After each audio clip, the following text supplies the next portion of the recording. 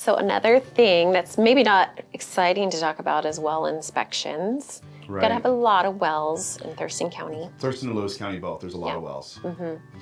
And there's different types. So there's like individual, shared, community wells. Group A, Group B. Yeah, and I think if an agent understands and knows what they are, they can explain them to the client, because anything that seems foreign can put the client on defense. Right. I've had a lot of clients, oh my gosh, there's a well. Don't be nervous. That's great that there's a well. You know, a well is typically, that's your water. If it's an individual well, you don't pay a water bill. You don't pay a water bill. You pay the power bill to run the pump, but that is your well. And I love wells myself. But so most lenders require a well inspection. So they're just checking different levels, bacteria levels, nitrates, chloroform. Yeah. It's actually a buyer's expense when they are purchasing a home that's on a well. I tell my buyers right away that we should do a full inspection, whether they're not just a water test. Yeah. So basically, that's what the lender requires, is a water test to make sure the water's drinkable. Right. But you want to make sure that the pump and all the components are working and they're not kind of on their last leg. You remember that sale we had a couple summers ago and the well went dry? Like a month after they purchased the house? Yes. So this is why you want to do a full inspection of the well.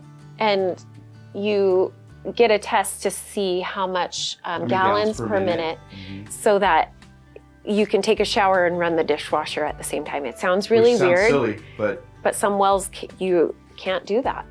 And if you can't, there's ways around it. We can get an external storage tank. There's other things that can be done. So it's just, we love to educate our buyers on this first, because you don't want to be July, your sprinkler system doesn't work.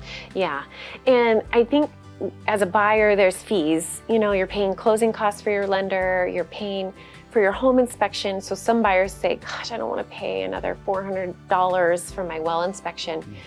But it's such valuable information, and you've got to know what you can do with that well. You could have a $20,000 well that you have to punch in if it goes dry.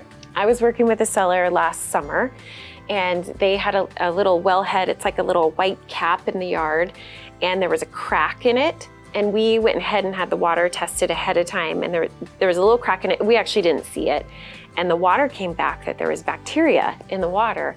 And we were just like, what? You know, what in the world? And then... Oh, it's probably sitting on top, underneath of that cap. Yeah, so just, you know, from the yard or fertilizer or whatever got inside that cap, which created bacteria in it. So all they had to do is get a new cap. Simple fix. Simple fix. But if you wouldn't have done that, and it would have happened during the buying process, buyer would have been so worried. Yeah. So that's why you want to do this beforehand. Yeah.